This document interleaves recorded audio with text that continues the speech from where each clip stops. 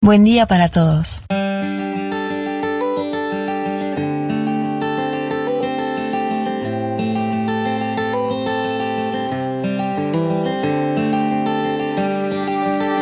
En esta serie de episodios, nuestra hermana Liliana nos está compartiendo herramientas para saber cómo sobrellevar las emociones del día a día. Acompáñame, vamos a escuchar qué tiene para compartirnos el día de hoy.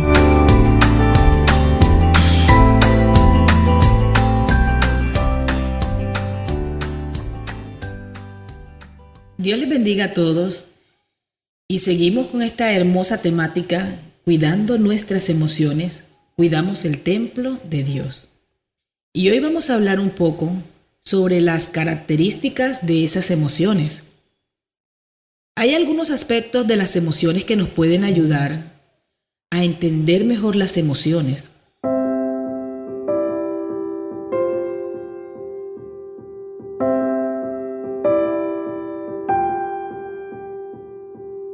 Las emociones no son buenas ni malas.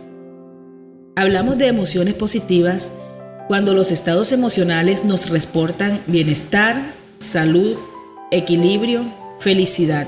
Y hablamos de emociones negativas cuando los estados emocionales ocasionan malestar, nos hacen daño o hacen daño a otros.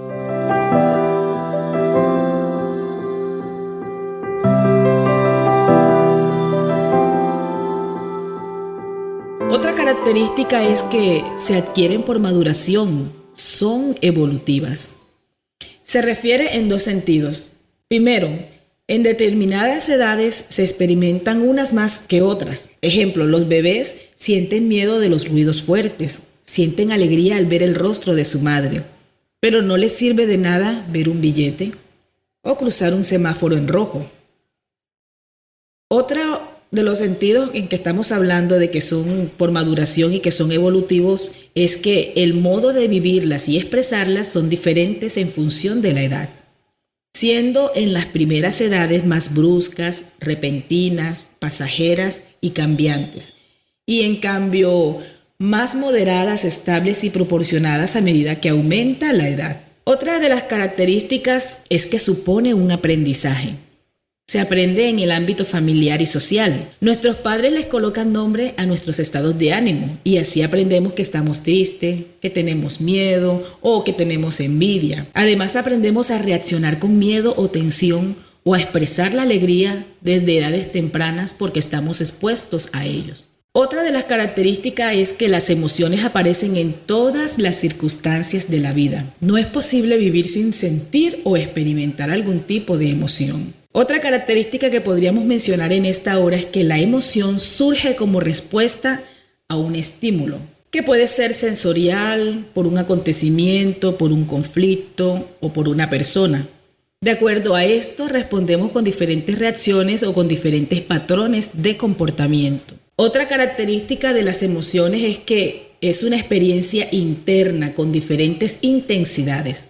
Por eso se habla de emociones fuertes y débiles, o de experiencias intensas o suaves, como por ejemplo, cuando vemos una película o noticia de televisión, sabemos cómo influye en cada persona, por los gestos, lágrimas, silencio. Otra de las características es que las emociones son contagiosas. Las emociones no se heredan, se pegan, se contagian. Un ejemplo sería cuando pasamos una tarde escuchando a una persona deprimida, o vivimos con una persona depresiva, nuestro estado de ánimo se tiñe de esos mismos sentimientos. Como lo mencionamos en el capítulo anterior sobre la definición de las emociones, decíamos que las emociones son una gran herramienta que Dios usa para ayudarnos a comprender lo que está sucediendo en nuestros corazones, pero que esas emociones no necesitan controlar nuestro comportamiento.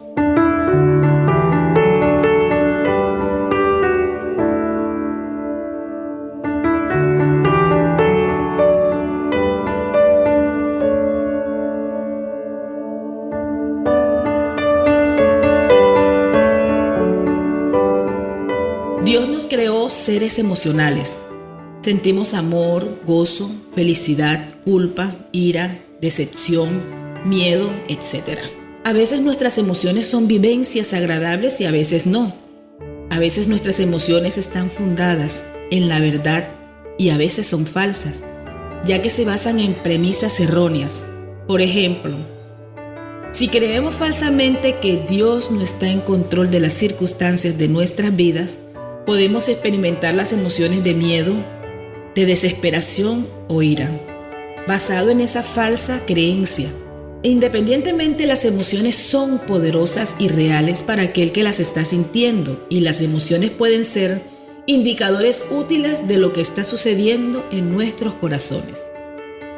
Así que, dicho todo esto, es importante que aprendamos acerca del manejo de las emociones en lugar de permitir que nuestras emociones nos manejen.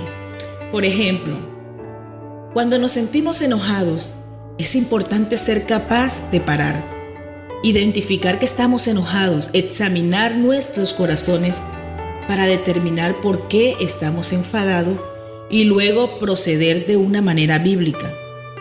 Las emociones que están fuera de control no suelen producir resultados que honren a Dios. En Santiago capítulo 1, verso 20 nos dice: porque la ira del hombre no obra la justicia de Dios. Así que la Biblia nos dice que tenemos que ser controlados por el Espíritu Santo y no por nuestras emociones. Si nos vamos a Romanos capítulo 6, verso 12, dice: por lo tanto, no permitan ustedes que el pecado reine en su cuerpo mortal, ni obedezcan a sus malos deseos. En Efesios capítulo 5, verso 15, dice la palabra de Dios: así que tengan cuidado de su manera de vivir, no vivan como necios, sino como sabios. Y en Primera de Pedro capítulo 5, verso 8, dice la palabra de Dios: practiquen el dominio propio y manténganse alerta. Su enemigo el diablo ronda como león rugiente buscando a quien devorar.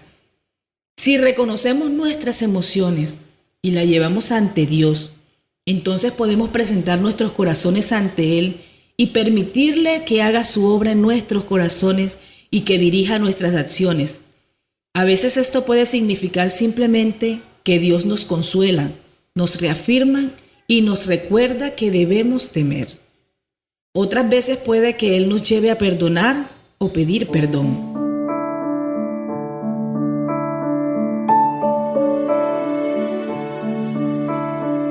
Los salmos son un excelente ejemplo del manejo de las emociones, de cómo traer nuestras emociones a Dios. Muchos salmos están llenos de emociones puras, pero estas se derraman delante de Dios en un intento de buscar su verdad y justicia. Así que yo te invito en esta hora, qué bueno es que nosotros entreguemos nuestro corazón por completo a Dios y que Él controle nuestra vida.